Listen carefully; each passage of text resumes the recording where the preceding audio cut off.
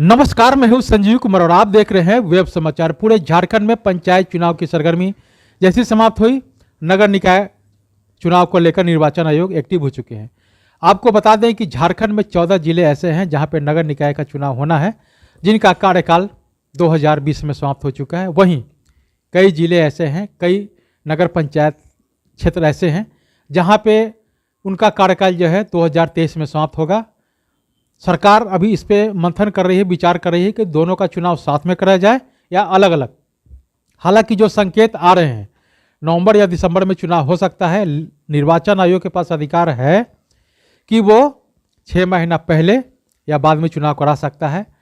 बहरहाल अभी हम आए हुए हैं कोडरमा जिला में डोम चाच नगर पंचायत क्षेत्र है और वार्ड नंबर 2 में आए हुए हैं। यहाँ के जो पार्षद हैं सुनीता देवी जी हैं, तो इनसे जानते हैं कि जनता ने जब इनको 5 वर्षों का समय दिया, 4 साल से ऊपर का जो है समय है बीत चुका है, इस दौरान इनके द्वारा क्या कुछ डेवलपमेंट यानी विकास का काम हुआ, कितने लोगों को प्रधानमंत्री आवास योजना, शौचालय, राशन कार्ड, पेंशन, सड़क, नाली, गली सहित कोरोना काल में कैसे लोगों को मदद किए, ऐतिहासिक काम कौन सा हुआ, इस वार्ड की सबसे बड़ी समस्या क्या है और इस वार्ड के डेवलपमेंट में, विकास में कई समस्याओं का भी सामना करना पड़ा होगा। सबसे महत्वपूर्ण समस्या कौन सा आया और आपने उसको कैसे सॉल्व किया, आगे की क्या रणनीति है, इस वार्ड को मॉडर्न ऐतिहासिक आदर्श बनाने के लिए क्या कुछ आपने सोचा है। इसके अलावा अगर जनता का प्यार स्नेह आपको मिलता है तो क्या आप उपाध्यक्ष के लिए फाइट करेंगे। इसके अलावा कुछ पॉलिटिकल सवाल जवाब होगा, राष्ट्रपति चुनाव को लेकर, मानदेय को लेकर, मुख्यमंत्री को लेकर, अग्निपथ योजना को लेकर, होल्डिंग टैक्स को लेकर भी मैं आपसे बात करता हूं। पहले तो सुनीता जी, वेब समाचार में आपको बहुत बहुत स्वागत करते हैं। Thank you. आपको भी वेब समाचार में बहुत स्वागत। अच्छी बात है ये सुनीता जी कि जनता ने जब आपको 5 वर्षों का समय दिया, क्या कुछ विकास का काम हुआ अब तक? अभी तक हमारे यहाँ विकास में समझिए राशन, पेंशन, इन ये प्रधानमंत्री आवास योजना, सड़क, नाली, अभी जो हमारा मतलब जितना साल का कार्य रहा 4.25 साल का, उसमें बेहतरीन मेरा एक योगदान है अपने जनता के प्रति। और हम चाहेंगे कि मेरा कार्यकाल और 5 साल नेक्स्ट हो, ताकि मैं जनता के बीच और अच्छी तरह से उभरूँ और यहाँ एक मॉडर्न नगर पंचायत के रूप में अपने वार्ड को बनाऊँ मैं। अभी हमारे यहाँ समस्या रोड और नाली का बहुत ज़्यादा है, अभी कुछ पर काम हो रहा है और बाकी बहुत ज़्यादा ही है। ये हमारा एक रोड जाता है ब्लॉक रोड, उसमें समझिए कि बरसात में इतना मतलब बस से बहतर हो जाता है स्थिति।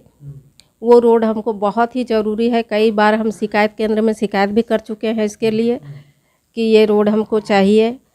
लगभग रोज़ 100 की आबादी से लोग आते जाते हैं सुबह मॉर्निंग वॉक के लिए। 100 जो होता है यहाँ क्या कहते हैं शमशान घाट, वो किसी भी तरह का तो इधर से ही जाते हैं, तो काफ़ी परेशानी होती है बरसात में जाने में लोगों को। और कुछ आबादी भी हो गया है, घर उर बन गया है, तो रोड तो बहुत ज़रूरी है वो। तो हमें लगभग कई बार मैं शिकायत कर चुकी हूँ ऑफिस में, लेकिन देखिए इसका तो एस्टीमेट भी बन गया है, लेकिन अभी तक कोई काम नहीं हुआ है हमारा। और आपने पहल भी किया था, लेकिन बहुत पहल किए हैं, शिकायत भी किए हैं। इसके लिए आपने शिकायत किससे किया? मतलब प्रखंड में है जो आपका कार्यालय है, नगर पंचायत में किए कि आपने मंत्री विधायक से भी किया? आपने नगर विकास के, हाँ, रांची से किए हैं। जी हाँ, मतलब विभाग में किए हैं, बिल्कुल। अच्छी बात है ये कि आपके वार्ड में सबसे महत्वपूर्ण ऐतिहासिक काम कौन सा हुआ? जैसे आप कह सकते हैं कि जब से झारखंड राज्य अलग हुआ, जो डेवलपमेंट चाहिए था, विकास चाहिए था, वो नहीं हुआ था जो आपके कार्यकाल में हुआ। कोई ऐसा ऐतिहासिक आपके नज़र में? प्रधानमंत्री आवास। कितने लोगों को आपने दिलवाया? अभी तक 80 पर काम हो रहा है जी। इसके अलावा शौचालय, पेंशन और राशन कार्ड? वो तो समझिए कि मेरा ना लगभग राशन पेंशन हो गया है, कुछ मतलब राशन छूटा हुआ है, जो सीट नहीं रहने के चलते वो सब अभी वंचित हैं, कुछ गरीब, उनको दिलाना है, लेकिन अभी काम नहीं हो रहा है उस पर। जैसे ही होगा उन लोग के लिए भी सोचेंगे और करेंगे। लेकिन प्रधानमंत्री आवास योजना में अभी भी हमारे कुछ गरीब छूट गए हैं, जो हम चाहेंगे कि उन्हें आवास मिले, आवास का लाभ मिले।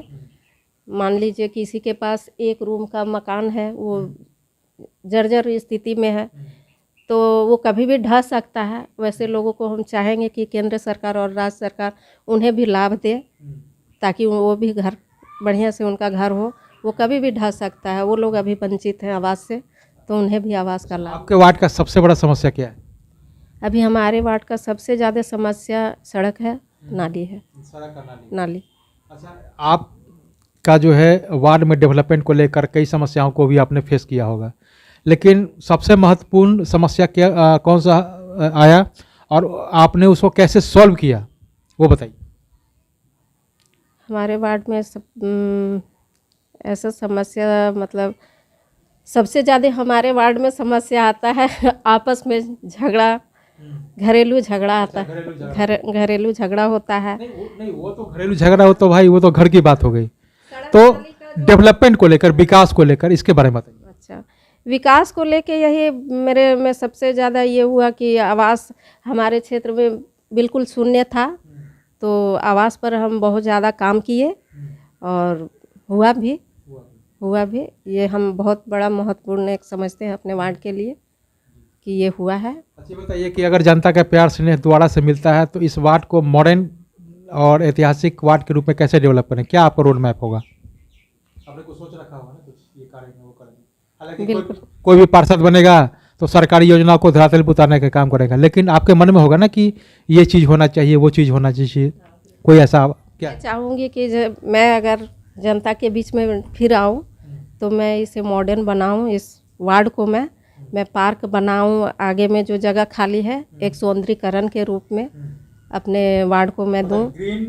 हाँ वार्ड, हाँ, क्लीन वार्ड, मतलब हरा भरा हो, स्वच्छ और सुंदर हो हमारा वार्ड। इस तरह हम बनाने की कोशिश करेंगे। अगर योगदान रहा हमारे सहयोगियों का और हमारे केंद्र सरकार और राज्य सरकार से अगर इस तरह का लाभ मिलता है तो हम जरूर धरातल पर उतारने की कोशिश करेंगे। अच्छा ये बताइए कि अगर जनता दोबारा से पार्षद चुन लेता है तो क्या आप उपाध्यक्ष के लिए फाइट करेंगे? अभी तो सोचे नहीं है, क्योंकि मैं पार्षद रह के 5 साल और रह के काम करना चाहती हूँ, सिर्फ अपने वार्ड के लिए अभी काम करना चाहती हूँ, उसके बाद देखा जाएगा। अच्छा बताइए कि झारखंड के पूर्व राज्यपाल हैं द्रौपदी मुर्मू, उनको राष्ट्रपति के रूप में चयन किया गया है और वो भी एक महिला है और उनका भी राजनीतिक करियर का शुरुआत जो है पार्षद से हुआ है और आज भारत के प्रथम महिला के रूप में चयनित हुआ। कैसा लग रहा है आपको? बहुत ही अच्छा।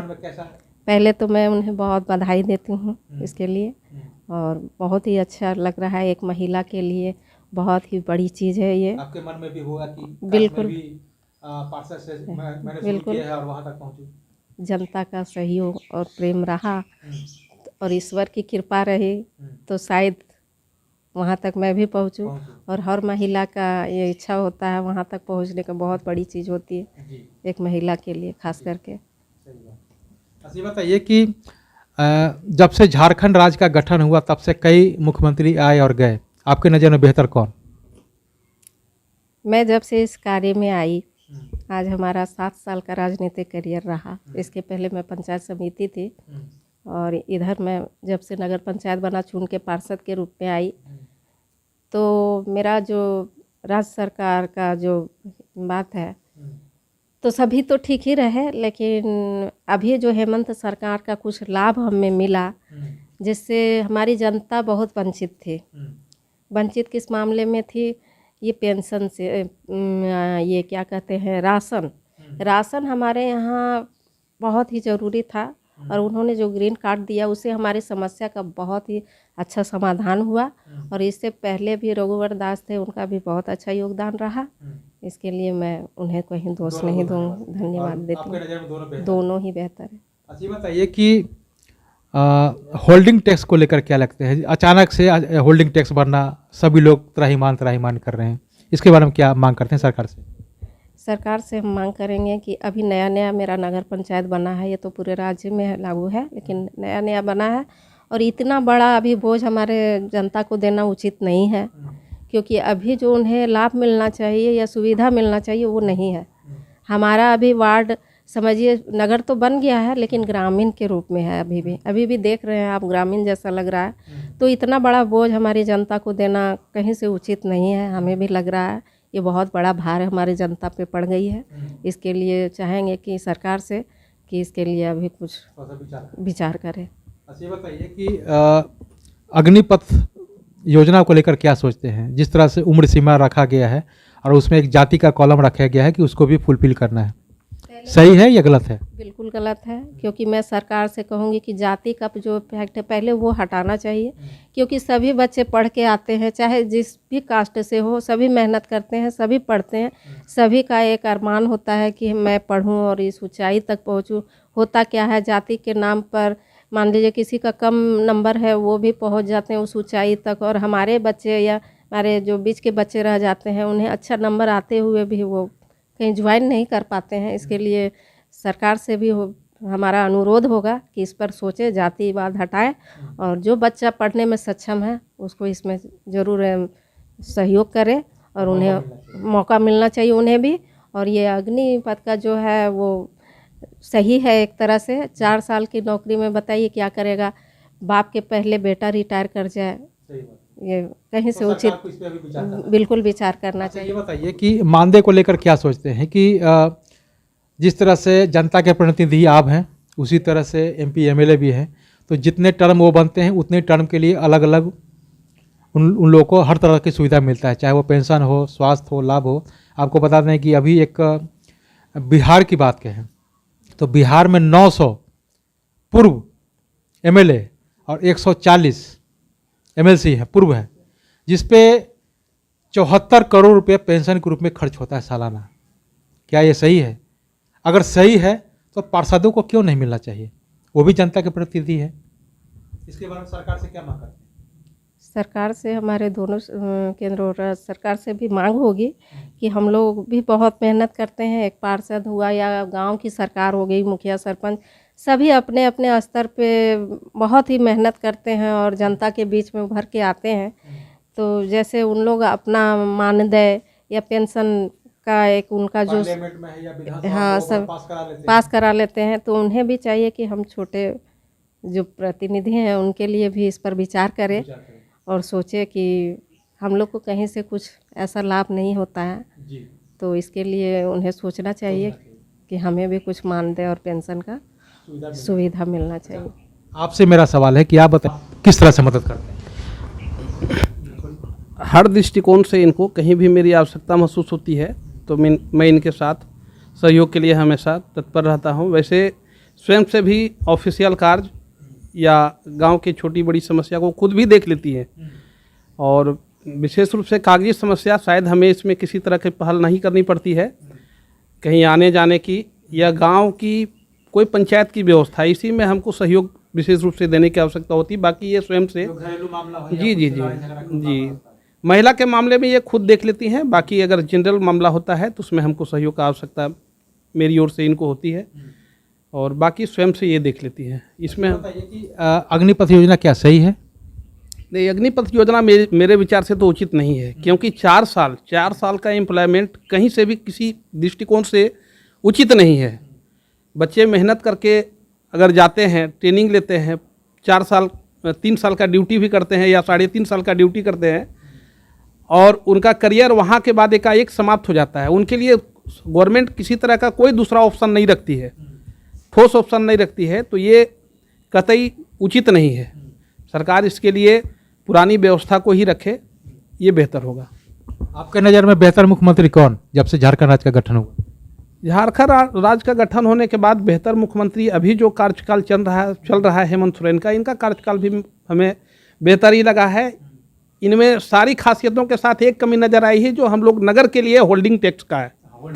होल्डिंग टैक्स का ये बढ़ोतरी इस सरकार के स्तर से अगर नहीं होती तो इनके लिए बहुत इनके कार्यकाल के लिए बहुत बेहतर रहता। शहरी क्षेत्र के लिए थोड़ा सा अपवाद यहाँ बना हुआ है, और मैं सरकार से चाहूँगा कि ये होल्डिंग टैक्स, बढ़ा हुआ होल्डिंग टैक्स को पुनः वापस लेकर और आम जनता को राहत दें। तो आपने सुना कि जिस तरह से वार्ड पार्षद एक और मेरा विचार है जो मैं कहना चाहूँगी कि हमारे ये नगर पंचायत डोमचांच में ये अबरक और पत्थर बहुत बड़ा अहमियत रखता था। गरीब जनता उससे खा जी लेती थी, उसमें बहुत प्रभावित हुई है। तो सरकार से मैं चाहूँगी कि ये ढिबरा और ये पत्थर का जो व्यवसाय है पुनः इसे चालू कराए, ताकि हमारे गरीब जो हैं वो अपना भरण पोषण कर सके। महंगाई इतनी ऊंची स्तर पर चढ़ चुकी है, जो भरण पोषण करने में भी काफ़ी दिक्कतों का सामना करना पड़ रहा है, एक आम जनता को भी और एक गरीब जनता को भी। इसके लिए मैं जनता से मांग करती हूँ। तो आपने सुना है कि जिस तरह से वार्ड पार्षद और उनके प्रतिनिधि ने क्या कुछ कहा वार्ड के डेवलपमेंट को लेकर, विकास को लेकर और आगे की क्या रणनीति है, तमाम बिंदुओं पे इन्होंने अपना पक्ष रखा है। तो अब चलते हैं दूसरे पार्षद के पास, उनसे जानते हैं कि उनके द्वारा क्या कुछ डेवलपमेंट और विकास का काम किया गया और आगे की क्या रणनीति है, तमाम बिंदुओं पर उनसे भी बातचीत होगी। आपने वेब समाचार में समय दिया, इसके लिए बहुत बहुत धन्यवाद। Thank you. धन्यवाद। तो अगर आप सब्सक्राइब नहीं किया है तो सब्सक्राइब कर ले, बेल आइकन भी दबाएं ताकि हर छोटी बड़ी खबरों से रूबरू हो सके। बहुत बहुत शुक्रिया।